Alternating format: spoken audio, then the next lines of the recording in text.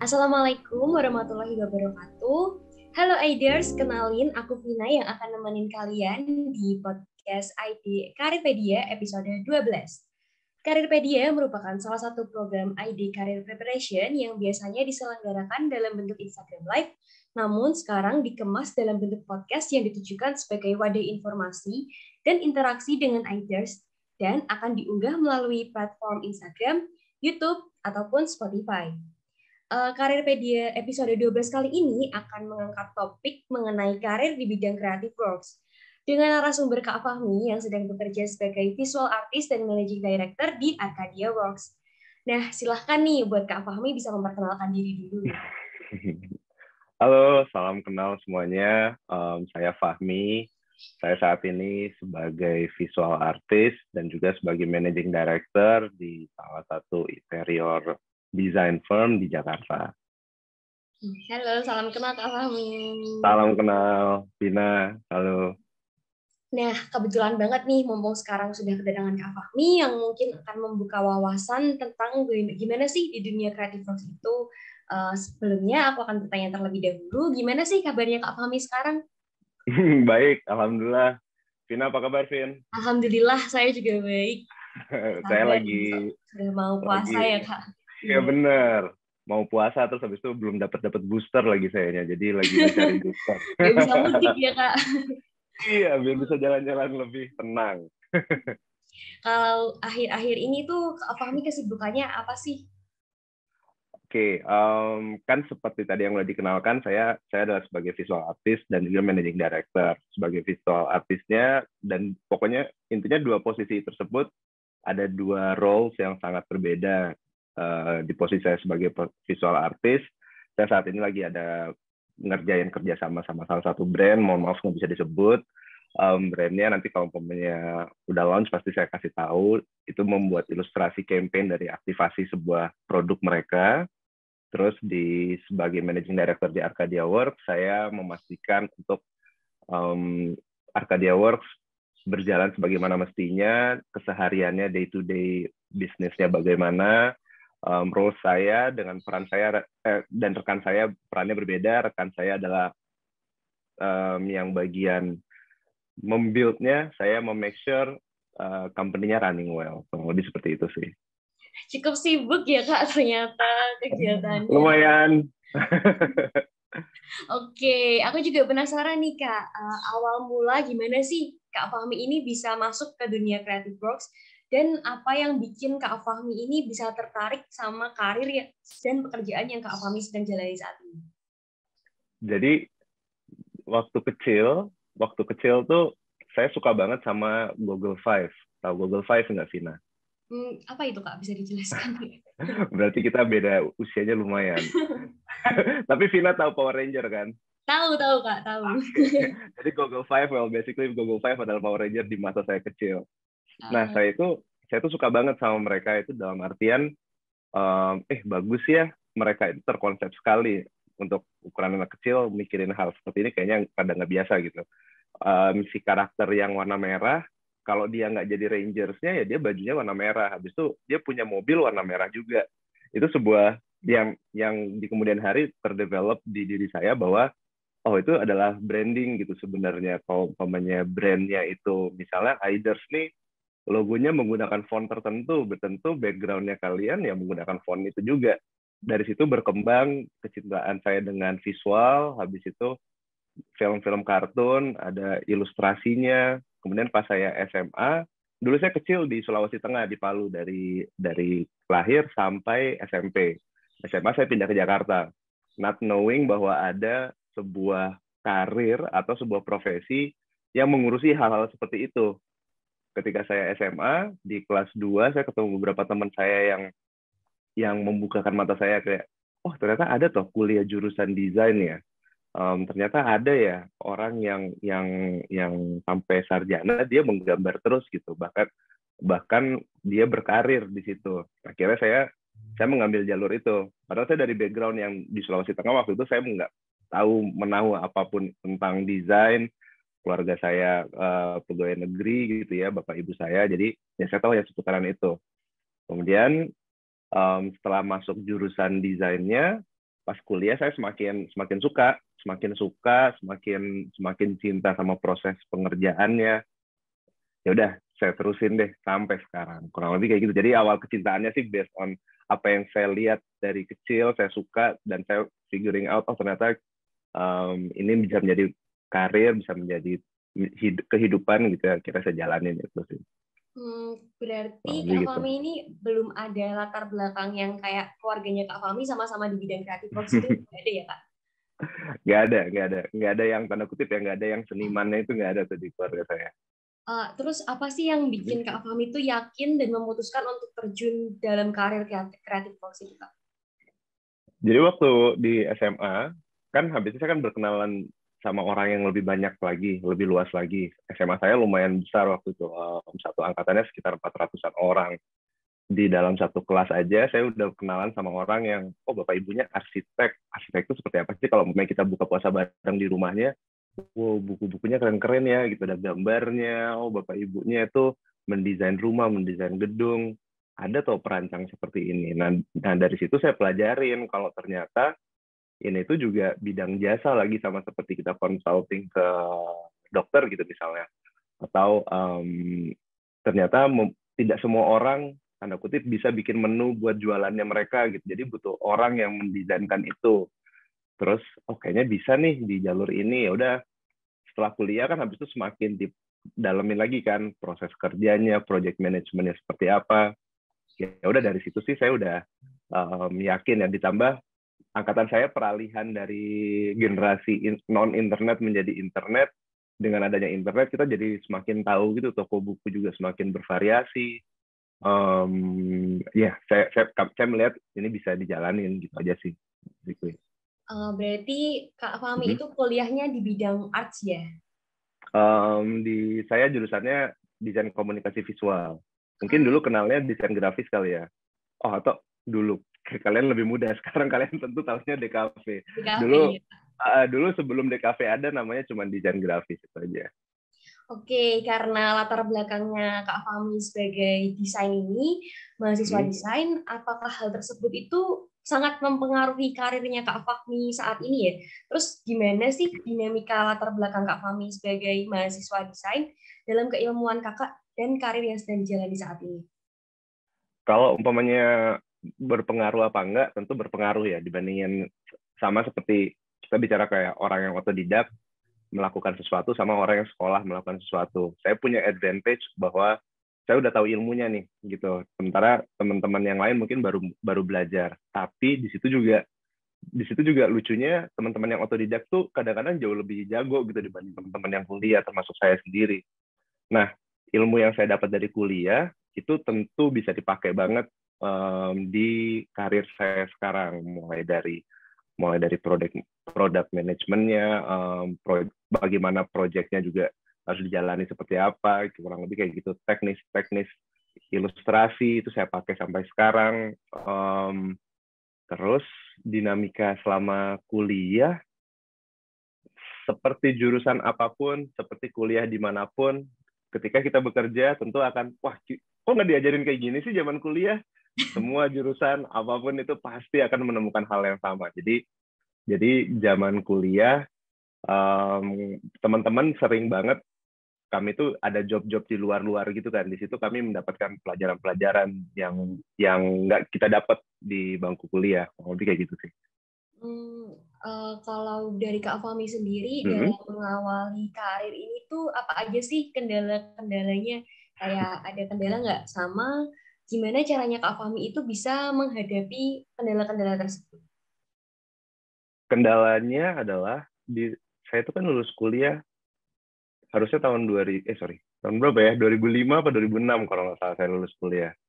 Terus di masa itu profesi ini masih sangat baru dan masih sangat baru untuk dihargai. Jadi nggak begitu banyak lowongan yang terbuka untuk profesi seperti kami. Cuman kami tahu bahwa ada agensi-agensi yang, oh ini ada agensi bagus nih grafik gitu. Terus sebelum saya lulus itu masa-masa di mana musik video Indonesia mulai mulai dikenal dan bagus, terus habis itu ada penghargaannya, ternyata di situ menyerap banyak tenaga kerja kreatif di dalamnya. Di situ teman-teman pada banyak yang mulai dihargai, dan itu membuka jalan yang lumayan besar buat kami yang bekerja di bidang kreatif. Challenge-nya adalah sama aja sih sama siapapun itu yang mencari kerja saat itu, ada penolakan atau enggak yang berjalan sebagai freelancer, dibayar dengan harga teman atau terima kasih, dibarter dengan barang, kurang lebih kayak gitu. Tapi di awal-awal karir sih challenge-nya saya rasa sama sih semua yang dihadapin gitu sih. Kendalanya cukup banyak ya Kak buat menuju ke karir kayak gini tuh. Lumayan. Nah, kalau aku lihat-lihat tuh kalau orang-orang desain itu kan inspirasinya banyak banget ya Kak buat menulis suatu desain itu. Nah, gimana sih caranya Kak Fahmi itu dapat inspirasi terlebih di awal-awal 2 tahun terakhir ini kan pandemi ya Kak. Kak Fahmi harus kerja work from home.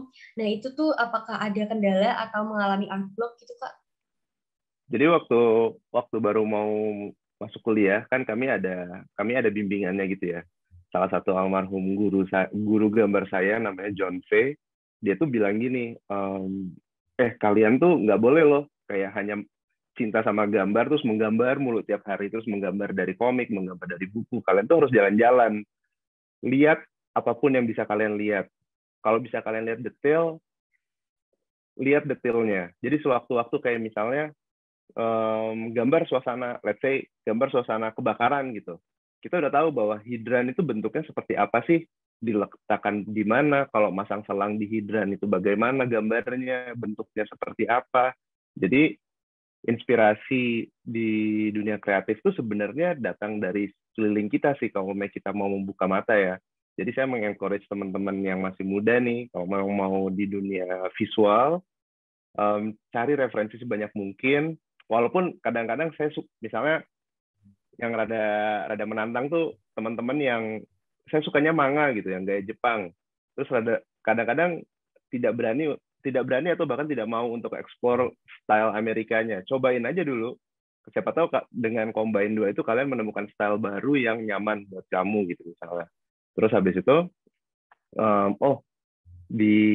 ada acara ini nih, ada acara let's say ada, kalau belum pandemi ada Comic Con kan dulu.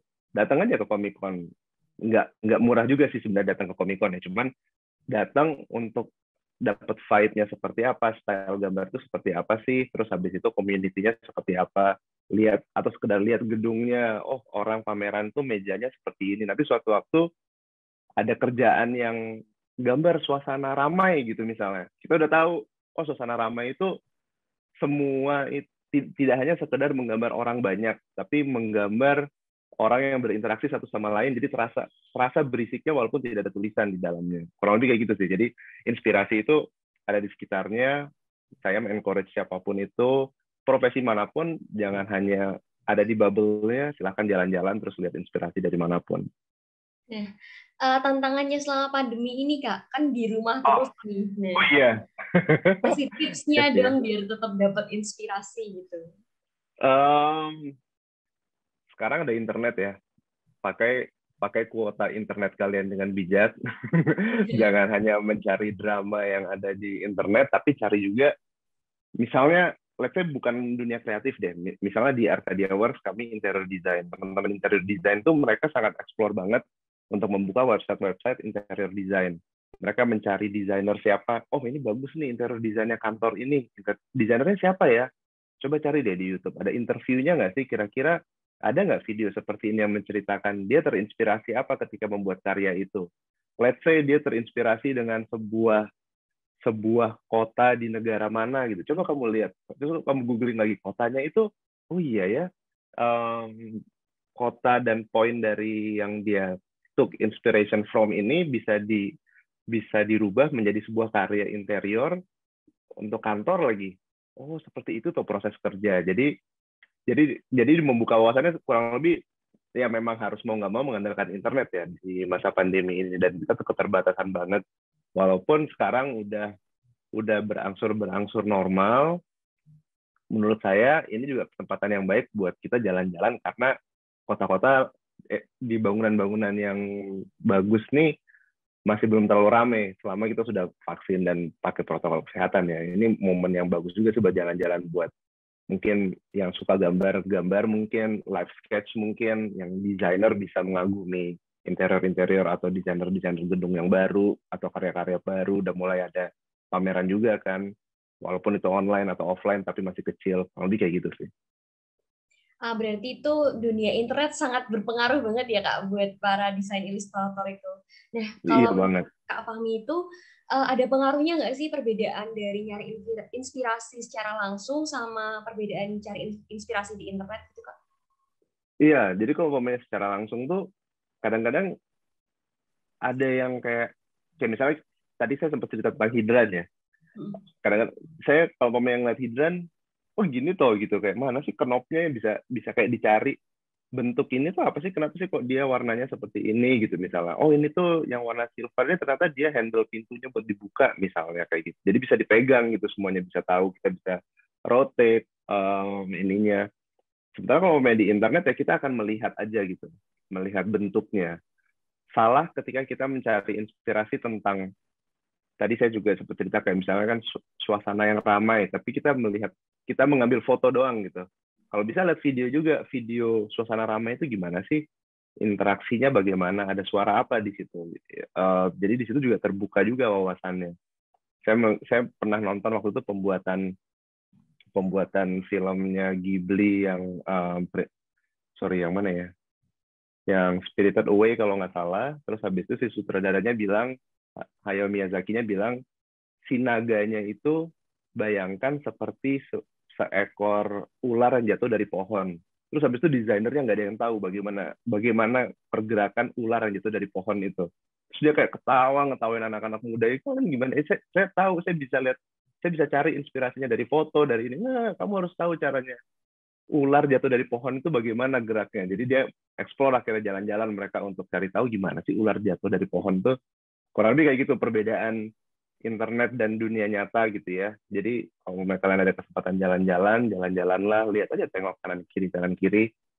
Sama seperti penyanyi gitu ya, penyair atau penulis, dia kan kalau kepikiran sesuatu kalimat atau mendengar satu kalimat yang baik kan dia punya jurnal gitu ya. Habis itu at some point ketika dia lagi bikin karya, ya udah ini bisa saya ambil gitu, atau enggak udah ada di otaknya gitu. Sama kita kayak mengumpulkan reference itu di otak kita. Sewaktu-waktu ada request, oh gue pernah nih ngelihat ini kapan gitu, coba deh gue buka deh gambarnya buat meyakinkan, oh ya bener gue tahu nih, gue inget harumnya, gue inget suasananya, gue inget apanya, kalau lebih kayak gitu. Oke, tadi kan aku mendengar sedikit kalau ilustrator tuh juga jalan-jalan ya Kak buat cari inspirasi gitu. Kayaknya asik banget gitu jalan-jalan. Nah, selama pandemi ya mungkin karena harus di rumah aja, terus juga kerjanya harus mikirin ilustratornya kayak gimana, ilustrasinya kayak gimana. Itu tuh Kakak pernah nggak sih ngerasa jenuh atau bosan gitu? Terus gimana caranya Kak Fahmi tuh bisa mengatasi kejenuhannya itu Kak? Bosan sih di rumah, bosannya tapi lebih kepada kayak saya rindu sama interaksinya sama manusianya sih sebenarnya. Bahkan saya sama teman-teman di Arcadia Works juga kan kami membagi waktu untuk persentase di kantor atau di studionya tidak rame gitu ya. Jadi ketika saya ke kantor ya ketemu orang-orang yang sama tapi dengan sedikit ada interaksi ada yang kurang gitu. Caranya satunya sih in terms of kebutuhan saya untuk berinteraksi dengan manusia, ya jadinya Zoom call-nya harus dinyalain gitu misalnya videonya, nggak hanya kayak melihat foto terus habis itu catch up. Kalau misalnya lu di kantor lagi ada siapa, nggak lagi nyari siapa, cuma ada sekian orang, misalnya cuma ada 2 orang, jadi gue kesana deh mau ngerjain di kantor misalnya kayak gitu. Atau kalau misalnya pengen jalan-jalan tapi nggak bisa juga, ya mungkin hanya naik kendaraan tapi nggak turun gitu, tidak mampir ke suatu tempat, kayak hanya sekedar lewat aja gitu. Tapi di sisi lain yang membuat saya bertahan adalah saya menanamkan ke diri saya bahwa kalau saya di rumah itu ikut membantu dalam mempercepat ini berakhir, itu aja sih. Jadi kayak ya udah gue di rumah, I'm doing my part buat pandemi ini cepat berakhir deh. Kalau memang saya tidak ada keperluan untuk keluar ya nggak usah keluar, nggak masalah. walaupun ini bikin bosan gitu ya, ya nggak apa-apa juga. Oke, aku juga pengen tanya nih Kak, tentang plus minusnya Kakak kerja di dunia creative work itu gimana sih Kak dinamikanya Kakak bekerja sebagai di bidang kreatif? Apakah berbeda dengan industri lainnya? Dan Kakak lebih nyaman gimana gitu? Kalau saya jawab dulu yang terakhir ya, kalau mau main nyaman tentu saya nyaman di yang sekarang gitu ya. Terus kalau main balik lagi pertanyaan yang di awal, tantangan terbesar itu sebenarnya dari orang-orang terdekat kita sih.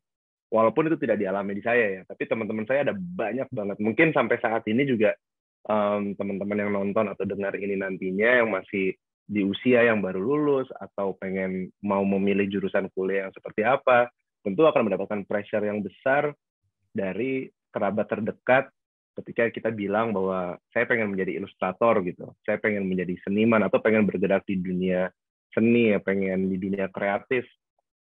Itu sesuatu yang tidak biasa didengar mau nggak mau di telinga masyarakat Indonesia.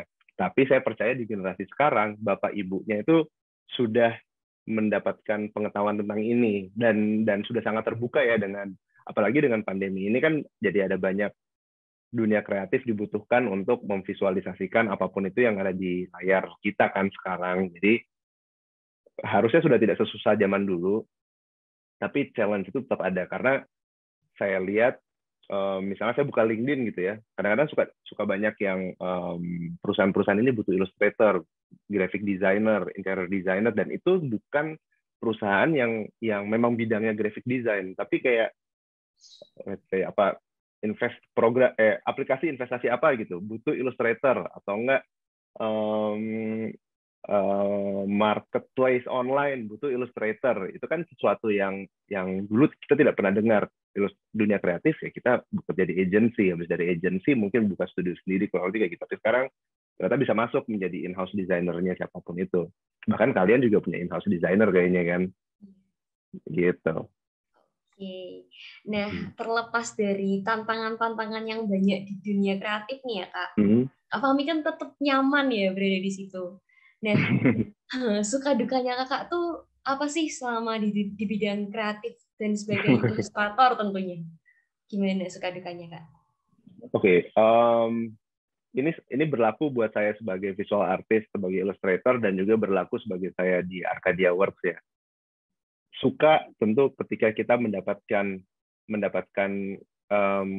klien yang kalau ini mimpi saya dari dulu memang karena saya anak DKV, kami belajar branding yang klien yang brandnya bagus gitu.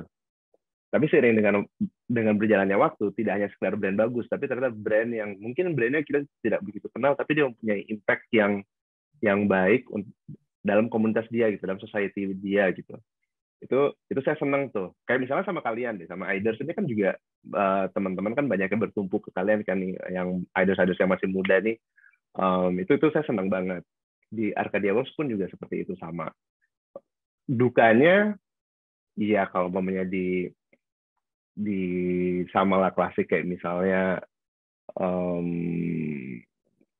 nggak dibayar, misalnya kayak gitu, terus tiba-tiba kliennya hilang, udah kayak sekian persen jalan terus tidak dibayar, tidak ada kejelasan. Di dunia Arcadia Works juga sama, kami juga pernah punya project yang tiba-tiba nggak ada kabar aja, habis itu kita ya karena nggak ada kabar kita hentikan pekerjaannya, kurang lebih kayak gitu. Itu sih yang paling menantang sih. Jadi setiap kali ada hal seperti itu kami kayak saya pribadi juga langsung ngelihat ke belakang, oke, dari segi legal kita apa yang kurang sampai kita bisa diginin sama klien kita kami perbaikin lagi, saya juga perbaikan diri lagi gitu sih. Oke, dukanya cukup berat ya Kak, harus tinggal klien. Lumayan. Ini kan dunia kan berkembang terus ya Kak, teknologi itu berkembang terus mulai dari dulu mungkin ilustrasinya lewat tangan, sekarang bisa pakai digital.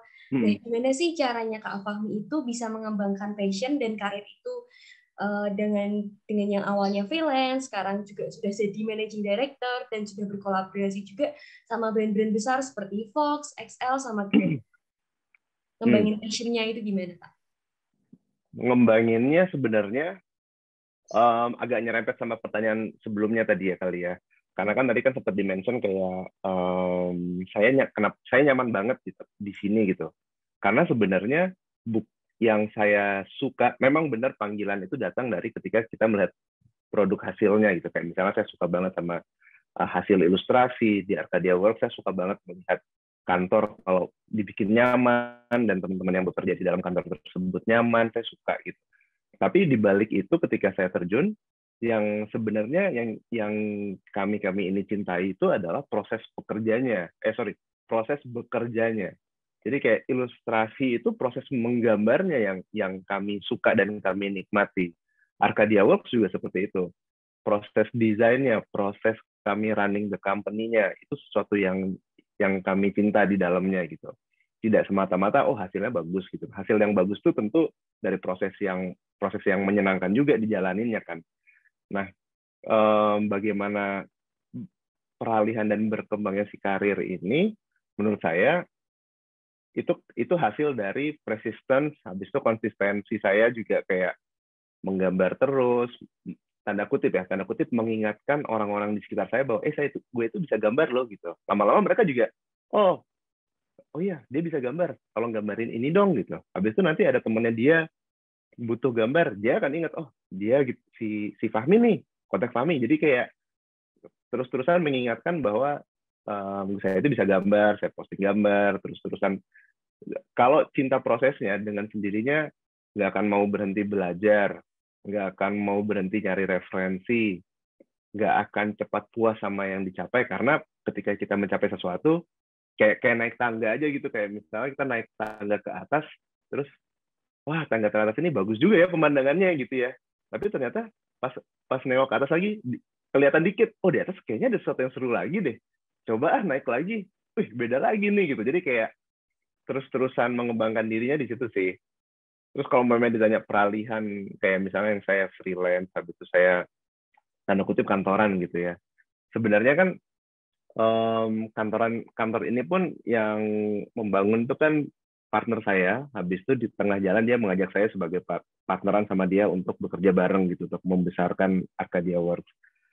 Di situ sebenarnya saya tidak, kadang-kadang gini ya, kadang-kadang teman-teman freelance tuh tanda kutip anti atau bahkan tidak mau menjadi orang kantoran gitu. Tapi sebenarnya studio besar seperti itu sebenarnya orang freelance yang udah nggak mampu menangani sendiri karyanya, tapi jadi akhirnya dia punya asisten-asisten, tolong bantu ngerjain ini, dan mereka bekerja satu tempat. Saya melihatnya seperti itu aja sih, sederhananya seperti itu. Bahkan saya juga pernah menjadi asisten seorang komikus gitu, dan itu memang asik banget sih, saya suka. Dan saya kayak, saya nanti kalau punya karir ilustrasi bagus, saya mau punya asisten kayak gitu. Dan itu adalah Arcadia Works. Tidak mungkin ada satu orang mengerjakan semuanya gitu. Jadi kita jadi kerjasama, kerja bareng, saling mengisi, saling membantu, saling memiliki peran masing-masing, dan dikerjakan dalam satu tempat, yaitu kantor itu gitu. Jadi saya tidak ada masalah dalam, kalau dibilang switch, saya juga tidak merasa switch sih, tapi lebih ke ya ada tanggung jawab yang lebih besar aja di situ.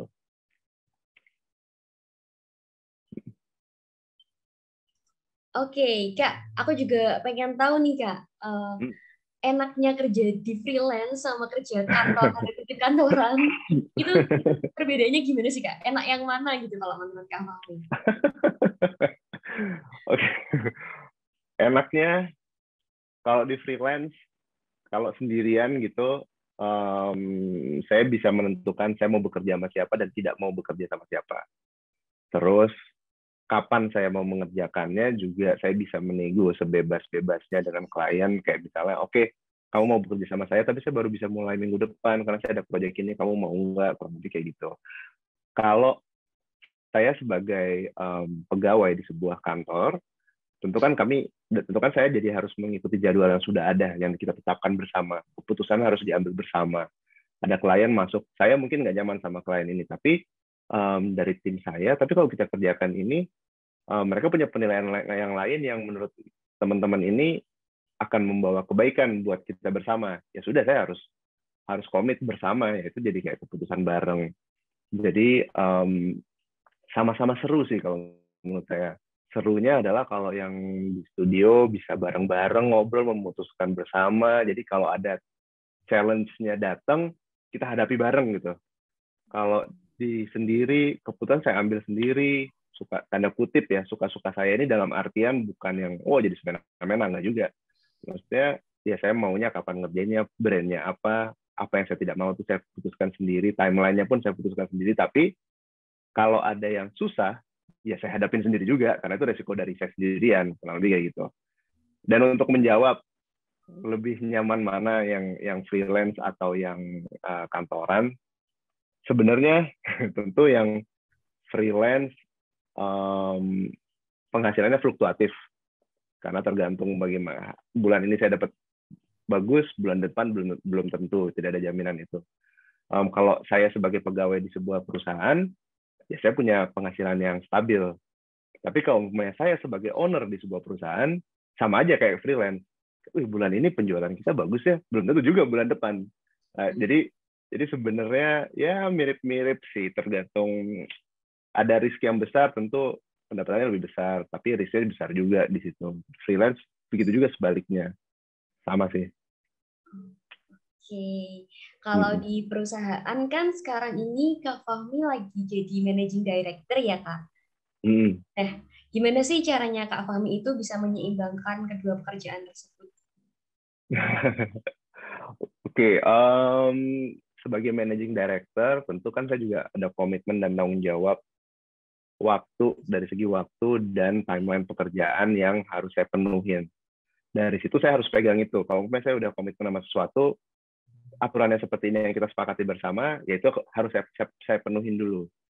Kemudian untuk dunia kreatifnya ya tentu saya lakukan di waktu manapun yang tidak mengganggu tanggung jawab tersebut. Jadi let's say misalnya kami ada urusan di kantor yang sangat urgent gitu ya, dan akan memakan waktu 1 hari full. Sudah dalam 1 hari full itu saya tidak boleh menyentuh pekerjaan ilustrasi apapun. Tapi konsekuensinya adalah ketika saya malam, ya udah itu adalah waktu saya buat mengerjakan. Jadi buat teman-teman yang mau tanda kutip menjalankan double life, ya harus dipertimbangkan, kayak ada risk ya akan lebih capek tentunya. Tapi ini adalah yang kalian mau lakukan, ada resikonya. Tentu ada fulfillment tersendiri juga sih. Jadi itu yang membuat saya semangat juga ngerjainnya, walaupun ya tadi lebih capek. Oke, nih aku pengen tahu nih Kak, kan Kak Fahmi itu harus bisa membagi waktu ya Kak, berarti. Nah, ada tipsnya nggak sih Kak? Gimana sih caranya ngebagi waktu yang bagus biar tetap dapat inspirasi gitu Kak? Pertama, nggak tahu ya, tapi menurut saya ini penting, dan saya membaca dan nonton videonya, kayaknya kok sebuah isu yang cukup penting buat teman-teman yang masih muda saat ini. Pertama, cukupi waktu tidur kalian. Penuhi waktu minimal, cari tahu minimal tidur itu berapa jam sih per hari, penuhin itu. Habis itu kamu akan punya energi yang bagus dan baik lah dalam sepanjang hari.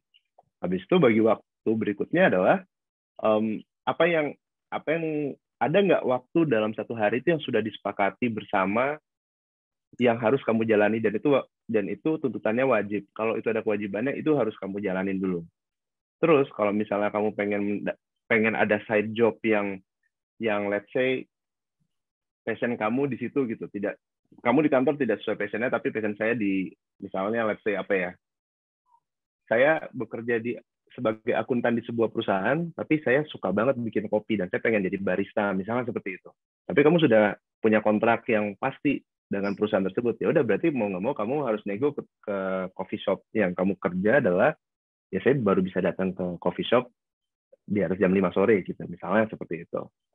Bagi waktunya, tentukan dulu mana yang udah kalian sepakati. Kita bicara usia kerja ya. Terus habis itu jangan lupa juga kalian juga harus punya waktu untuk kalian sama keluarga atau kerabat terdekatmu, biar kehidupan ini kan bukan hanya kerja dan cari duit saja kan, tapi kita juga perlu energi dari sosial juga kan. Jadi harus dan wajib ada waktu untuk seperti itu. Walaupun misalnya let's say saya baru bisa melakukan itu di Sabtu dan Minggu, ya udah Sabtu dan Minggu jangan ngurus kerjaan, misalnya seperti itu. Oke, berarti ada tips nih bagi para yang mau terjun di dunia ilustrator dari Kak Fahmi ya. Yang pertama tuh harus pinter bagi waktu, harus kalau bisa kita kerja sesuai passion ya Kak, biar seneng gitu kerjanya. Sama harus menentukan kita tuh lebih prioritas yang mana sih, harus tahu skala prioritasnya kita. Nah, aku juga pengen tahu nih Kak, Kak Fahmi ada pesan nggak nih buat para iders yang sekarang mungkin tertarik di dunia creative works, tapi kadang masih ada rasa bingung, masih ada rasa ragu di dalam hatinya gitu Kak? Tips klisenya adalah cari info sebanyak-banyaknya tentang dunia ini yang kamu mau terjunin, atau dunia apapun. Kalau di dunia grafis, visual art, dan kreatif itu ada banyak lah yang bisa kalian nonton di YouTube. Tapi yang pasti dari saya pribadi, kamu dengerin aja dulu. Kamu itu sebenarnya pengennya apa sih? Ingat bahwa yang di Uber itu bukan hasil karyanya, tapi prosesnya itu juga harus diperhitungkan juga. Misalnya saya pengen menjadi atlet renang gitu, taruhlah ya. Tapi pikirkan juga atlet berenang itu dia akan setiap hari ada di dalam air loh gitu. Kalau kamu nggak suka di dalam air, ya itu sesuatu yang harus kamu tantang dirimu sendiri untuk melaluinya gitu. Jadi kalau kamu mau di dunia kreatif, tak perhitungkan juga prosesnya seperti apa. Kira-kira mau nggak mau tanggapan sekeliling kamu seperti apa, tanya sama orang tuamu mungkin, karena gimana pun juga kita ada tanggung jawab ya, karena kan mungkin dibiayai oleh mereka juga, beberapa teman-teman yang mendengarkan. Jadi menurut bapak atau menurut ibu, menurut siapapun, kakak, itu gimana, ada masukan nggak buat mereka yang kebetulan lahir lebih dulu di dunia ini dan tahu insight-insight. Terus kalau kamu nggak punya teman sekitar yang sesuai dengan passionmu, kamu harus mengembangkan pertemanannya. Kayak misalnya, lu punya teman nggak sih yang ilustrator, boleh nggak sih gue dikenalin? Terus gue pengen nanya-nanya deh, kuliahnya apa, jurusannya apa, kuliah yang lebih bagus apa, atau bahkan kayak toolsnya apa sih, dia tuh gambarnya pakai apa ya gitu. Gue pengen tahu deh, kalau kali aja gue dari rezekinya pengen punya, terus pengen dicobain. Jadi perluas wawasannya, pertemanannya, cari tahu resikonya kira-kira apa kalau terjun di dunia itu. Semua ada risk dan pertanggungjawabannya nanti kalau kamu ngambil jalur passion yang kamu pilih. Terus jangan lupakan realitanya. Kayak misalnya gini, maksudnya saya pengen menjadi, apa bilangnya, misalnya saya pengen menjadi freelance lah, taruhlah kita kerucutkan di dunia kreatif ya. Saya pengen menjadi freelance, saya pengen bebas mengatur ini itu. Tapi saya harus lihat realitas saya punya tagihan listrik juga loh di rumah. Kebetulan saya juga udah punya istri dan udah punya anak. Kantor saya ini bisa menghidupi dan mengisi kekurangan dan kebutuhan dari realita barusan yang saya ceritakan. Emang saya bisa nggak ya? Atau nggak saya berani nggak ya untuk meninggalkan kantor dan menjadi freelance full? Kira-kira kayak gitu. Kalau saya berani, strateginya apa ya? Kurang lebih kayak gitu. Gitu sih. Jadi passion itu penting, tapi tetap cek realita kehidupan kamu seperti apa. Mengejar mimpi itu penting juga, cek juga kamu mau tidur berapa lama buat ngejarnya, dan harus bangun berapa keras buat ngejar mimpinya. Oke, makasih ya Kak Fahmi buat pesannya nih buat para iders yang masih kadang bingung. Nah, buat para iders sendiri jangan lupa ya kalau masih ada ragu-ragu gini, harus perbanyak cari info dan relasi mengenai dunia creative works. Dan harus memantapkan hati juga. Kalau passionnya suka, lanjutkan. Kalau nggak suka, jangan terlalu dipaksakan. Nah, selanjutnya ada sesi tanya jawab nih Kak, yang kemarin sudah kami buka melalui Instagram ya Kak, dari Kak Fahmi itu. Nah, ada beberapa pertanyaan ya Kak, aku bacain ya. Yang pertama ada dari Melinda Ayu SPR. Pertanyaannya adalah, Kak, kalau nggak ada inspirasi gambar, cara yang dilakukan apa ya supaya mood gambarnya bisa bagus lagi? Silahkan Kak Fahmi bisa menjawab. Oke, jadi zaman dulu tuh, kalau teman-teman ada yang tahu almarhum Didi Petet, dia adalah salah satu aktor dan pengajar juga. Saya kebetulan cukup beruntung pernah mendapatkan kelas dari dia. Tidak ada hubungannya sama gambar sih sebenarnya. Cuman ketika tanya jawab, saya juga menanyakan hal yang sama. Terus dia jawab kayak gini, seniman tuh udah nggak ada zamannya mengandalkan mood, kata dia. Karena kamu punya tanggung jawab. Ketika kamu bilang gambar ini harus selesai hari Senin, ya harus Senin harus selesai gitu. Itu adalah pecut kamu, katanya gitu.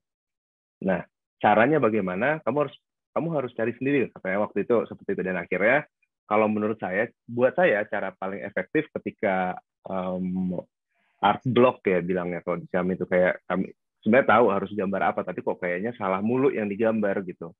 Step back aja dulu, take a break, kayak misalnya nggak tahu, nonton aja apa gitu yang kamu nyaman nonton. Kayak misalnya kamu punya film yang kamu ulang berkali-kali, kayak gue udah tahu sih ceritanya, cuman nyaman aja nontonnya, tonton aja film itu. Terus habis itu baca komik dulu, baca buku dulu, atau mungkin kamu punya hobi apa, break aja dulu dari rutinitasnya, kasih waktu yang cukup aman, tidak mengganggu deadline-nya. Kalau udah tenang, balik lagi deh. Habis itu coba lagi gambarnya. Oke, Gitu. berarti cara ngatasi moodnya itu bisa dengan take a break sendiri, kayak me time gitu ya Kak, kalau bahasanya zaman sekarang itu. Iya, gue nggak kepikiran lagi bahasa gitu. Betul banget. Iya, bahasa gaulnya kan sekarang me time gitu. Oke, aku bacain pertanyaan kedua ya Kak, dari Azuraisa. Pertanyaannya yaitu, Kak, bedanya visual design artist sama graphic designer tuh apa sih Kak? Oke, Kak Fahmi boleh langsung dijawab. Ya, itu sebenarnya juga sesuatu yang saya baru ngeh belakangan ya. Kalau misalnya disebut sebagai graphic design, walaupun sebenarnya lulusannya graphic designer juga, graphic itu adalah graphic. Ya kayak tulisan backgroundnya Vina juga itu adalah sebuah graphic design. Ilustrasi adalah ilustrasi. Visual artist itu visual itu semua yang kita lihat. Jadi saya pengen memperluas aja bahwa saya mengerjakan grafik juga, ilustrasi juga. Jadi cakupannya lebih luas. Kurang lebih kayak gitu sih sebenarnya. Tidak mengotak-kotakan hanya grafik saja gitu. Karena kadang-kadang misalnya saya lagi nyari seorang graphic designer gitu ya di kantor. Saya ngomong ke HR tolong cariin graphic designer dong karena kayaknya saya butuh bantuan nih, misalnya kayak gitu ya. Terus habis itu ada pelamar misalnya graphic designer tapi portfolionya ilustrasi semua, misalnya dari 10 portfolio yang dia sajikan 9 adalah ilustrasi. Saya melihat dia sebagai ilustrator rather than graphic designer, kurang lebih kayak gitu sih.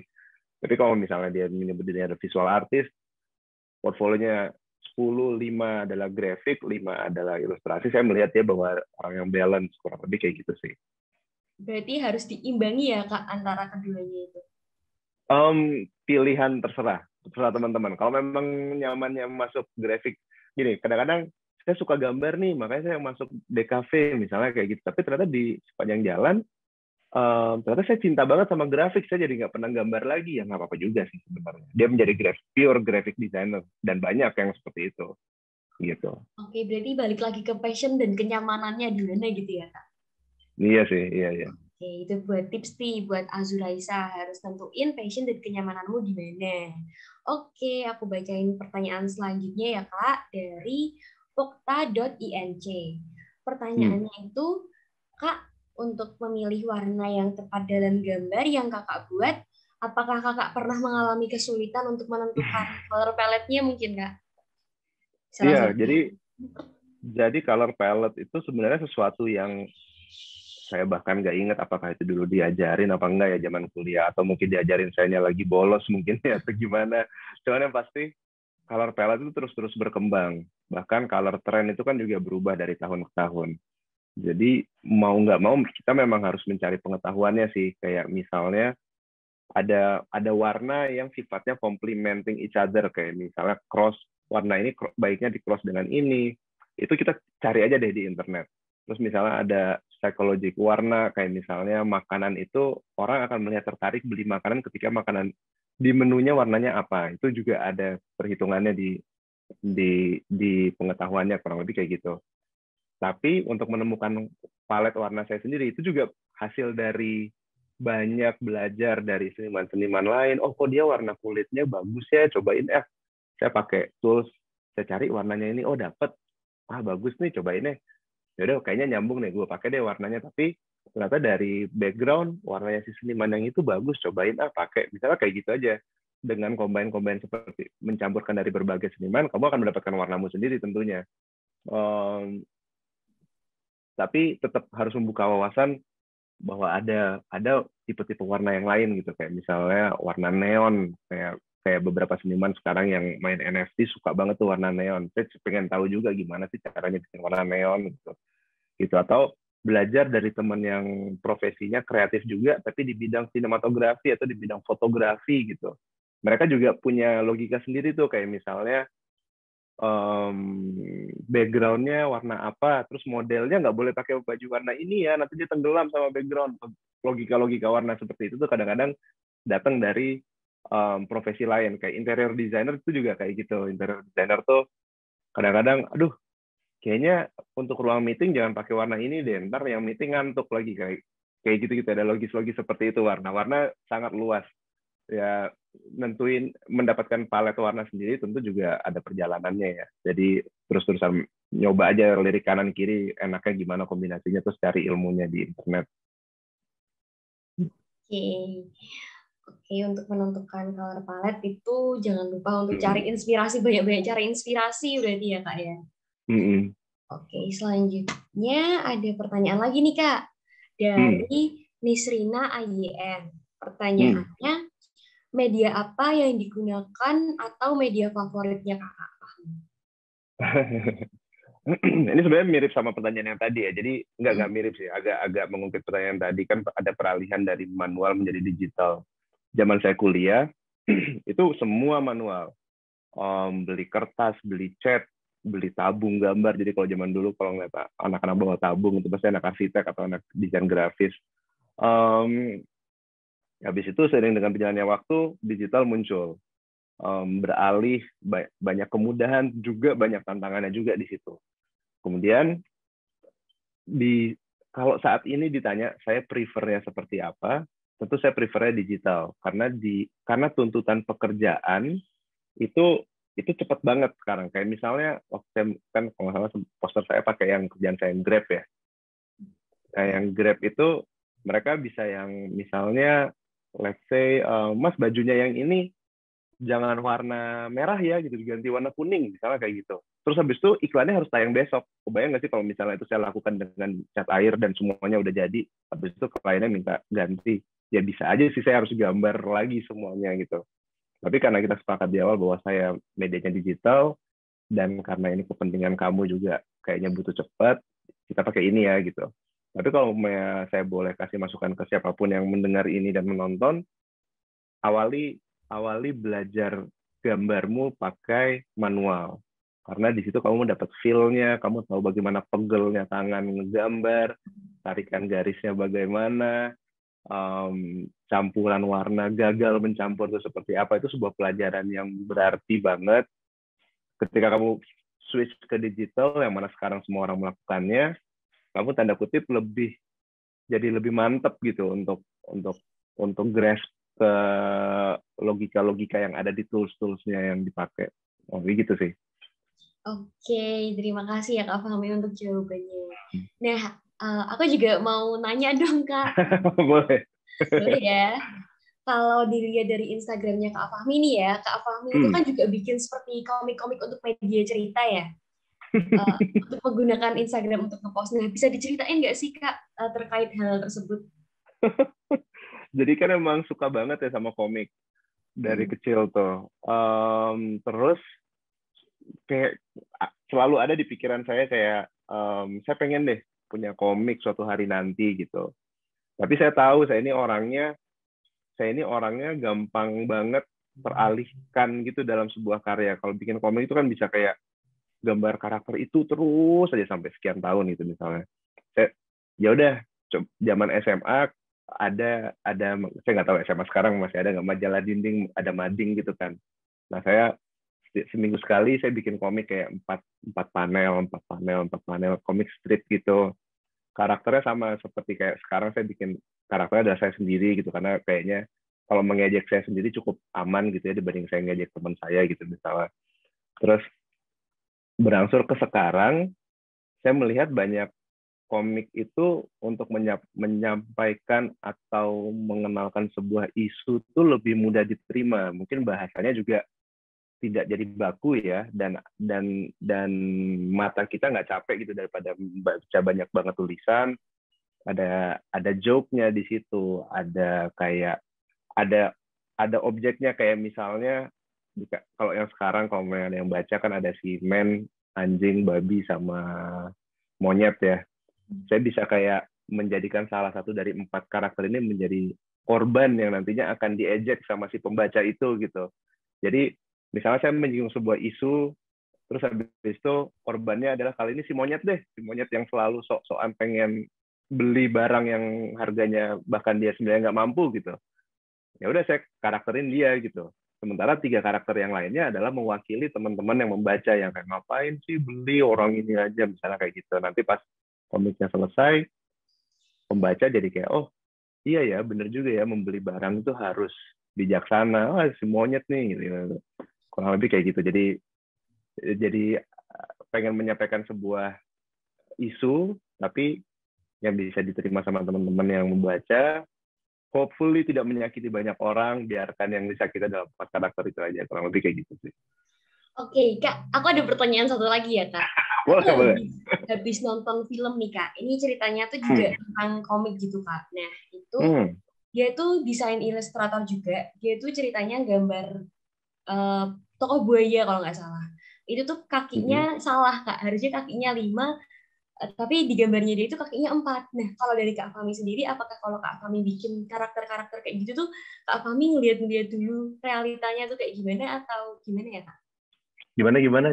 Jadi kakinya harusnya 5, tapi buaya. Buaya, iya. Tapi dia gambarnya 4 gitu, Kak. Nah, kalau Kak Fahmi sendiri kalau misalnya bikin karakter, oh iya, boleh tahu filmnya apa nggak? Filmnya apa? Itu filmnya drakor, Kak. Bisnis Proposal. Oh, film drakor. Iya.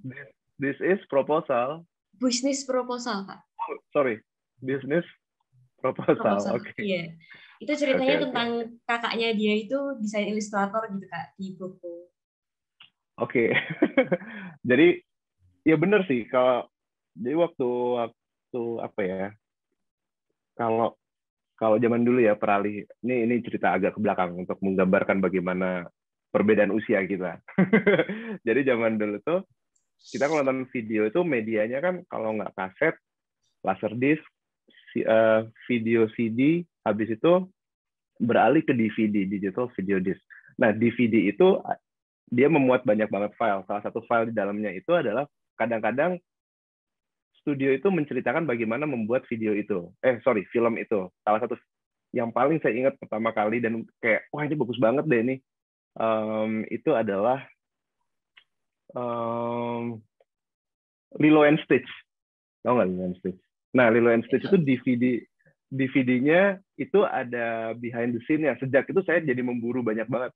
Kelihatan nggak? Ini buku-buku kayak buku-buku behind the scene-nya. Ada Frozen, ada Snoopy. Di situ saya belajar kalau misalnya ternyata bikin karakter tuh, ya kan zaman dulu nggak banyak ya kelas online kayak how to make a karakter ini. Karakter itu memang harus dipelajari, harus tahu. Misalnya saya bikin misalnya karakter ini namanya Hito nih, yang ada di sini.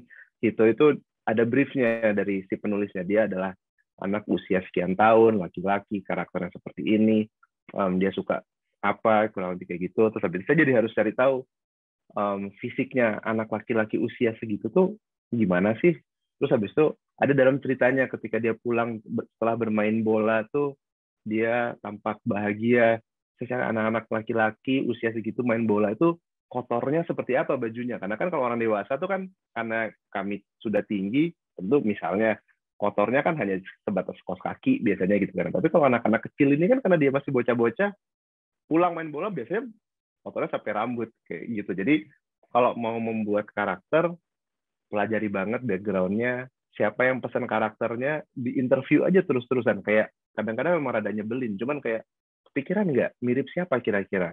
Misalnya dia buayanya itu buaya yang seperti apa? Apakah kalau referensi yang lumayan luas tuh biasanya kayak buaya yang ada di Peter Pan atau buaya yang ada di di film apa, misalnya kita tahu film apa yang ada karakter buayanya, kurang lebih kayak gitu.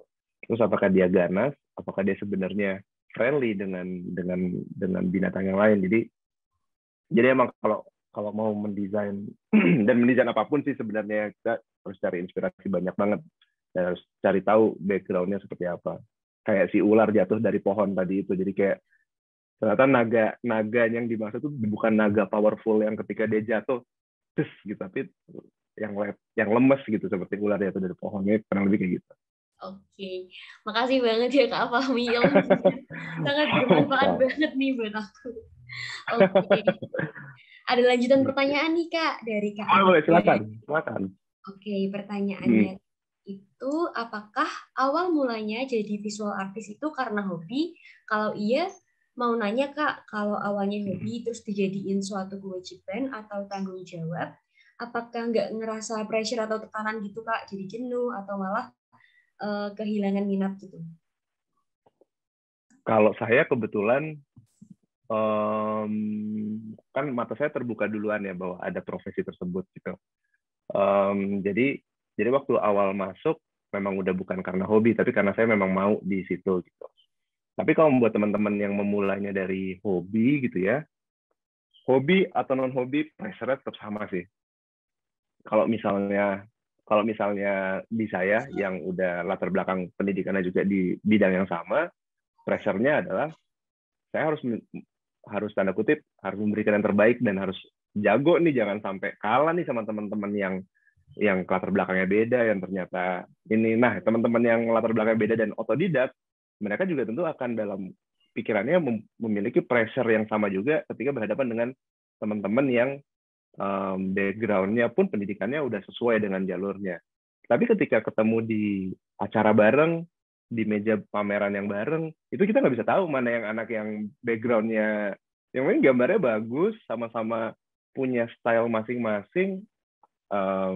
Saya nggak bisa nyebut nama karena nanti dia ini. Jadi saya punya teman dan kalau saya sebut namanya pasti kalian tahu komiknya seperti apa, dan dia itu background-nya bukan ilustrasi, dia justru pas dia menemukan kesukaannya setelah lulus kuliah, habis itu dia belajar gambar sendiri, lihat kanan kiri, belajar sini situ, dan dia jadi bagus banget dan terkenal gitu gambarnya. Jadi hobi atau memang arahnya ke situ, pressure-nya tetap ada sih, tetap sama. Dan itu tadi, kalau misalnya ada pressure habis itu kitanya mundur dan akhirnya menyerah, yang perlu dicek justru kitanya, jangan-jangan kitanya memang tidak secinta itu sama prosesnya, karena yang berat itu prosesnya daripada hasilnya ya. Gitu. Kebayang nggak sih udah bikin buaya bagus-bagus terus salah gitu, kakinya kurang satu, itu kan juga pressure ya. Kalau mau nyerah ya udah nyerah aja, tapi ya kan itu ada tanggung jawab di balik situ, makanya dia harus perform terus. Saya nggak tahu ya filmnya seperti apa, jadi saya ngarang aja barusan komennya. Oke. Terima kasih banget ya Kak Fahmi sudah menjawab pertanyaan-pertanyaan dari teman-teman semua. Tapi maaf banget ya teman-teman kalau pertanyaannya itu belum bisa terjawab semua karena keterbatasan waktu. Nah, buat kalian yang pengen tahu lebih detail gimana nih dunia kreatif vlog itu, bisa langsung just untuk follow Instagramnya Kak Fahmi di @fahmiuco, atau bisa juga untuk ngepoin nih Instagramnya @arkadiaworks. Dari Kak Fahmi sendiri, apa ada yang mau ditambahkan buat para iders nih yang lagi dengerin mungkin? Buat teman-teman iders yang dengerin dan nonton mungkin ya, terus habis itu masih pengen mencari tahu saya itu passionnya apa, saya itu sukanya apa. Jangan takut kalau kamu sendiri sampai sekarang belum ketemu passionmu, karena passion itu kadang-kadang bisa berubah, bisa bertambah, atau bisa berkurang dengan seiringnya waktu, karena semakin kita bertambah usia, semakin kita menambah referensi, kita jadi semakin tahu gitu bahwa oh ternyata ini asik juga ya, oh ternyata ini seru juga ya, atau mungkin kamu nanti akan menemukan bagian hanya porsi tertentu saja dalam bidang yang kamu suka yang menjadi passionmu. Kayak let's say misalnya saya suka menggambar gitu misalnya, sederhana seperti itu, tapi ternyata saya tuh sukanya adalah mewarnai saja. Ya udah, kamu bakal mendapatkan karir yang bagus juga di bidang mewarnai saja, tanpa harus tanda kutip sibuk-sibuk memikirkan anatomi seperti apa gitu. Jadi kalau belum ketemu sekarang, nggak perlu khawatir, jalanin aja semuanya. setidaknya kamu udah tahu kamu sukanya di mana, jalanin aja dulu itu. Kalau sampai kamu belok, nggak perlu menyesal, tidak ada kata terlambat juga gitu ya. Dan ditambah dengan teknologi informasi sekarang yang mudah banget, harusnya kamu bisa belajar dari manapun. Asal manfaatkan kuota internetnya dengan bijaksana aja. Oke, buat para iders, jangan lupa ya pesannya dari Kak Fahmi ini dilakukan. Oke, terima kasih sekali ya Kak Fahmi sudah meluangkan Yes, waktu buat sharing-sharing tentang dunia kreatif sports. sama-sama.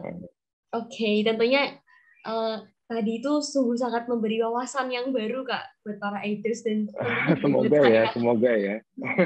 Terima kasih. Nah, harapannya semoga diskusi kita selama kurang lebih 1 jam ini dapat bermanfaat dan memberikan berbagai pandangan baru nih buat para iders, bahwa kita masih ada kesempatan untuk menekuni pekerjaan dan bidang yang kita minati. Tetapi tentu saja hal tersebut harus melewati berbagai tantangan dan manajemen waktu yang sempurna.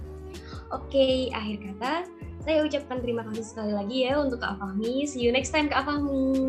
Sama-sama, makasih juga waktunya. Oh iya. Sehat semua. Iya Kak, amin. Kak Fahmi juga sehat selalu ya Kak. Oke. Amin. Buat kalian yang tertarik dan penasaran nih tentang dunia perkuliahan, pekerjaan lainnya, atau bahkan pengen konsultasi terkait karir, kalian bisa langsung mampir ke Instagram ID dan langsung bisa cek di bio Instagramnya ya di @idkonsultan. Sampai jumpa di ID Karirpedia episode selanjutnya ya. Bye-bye. Bye.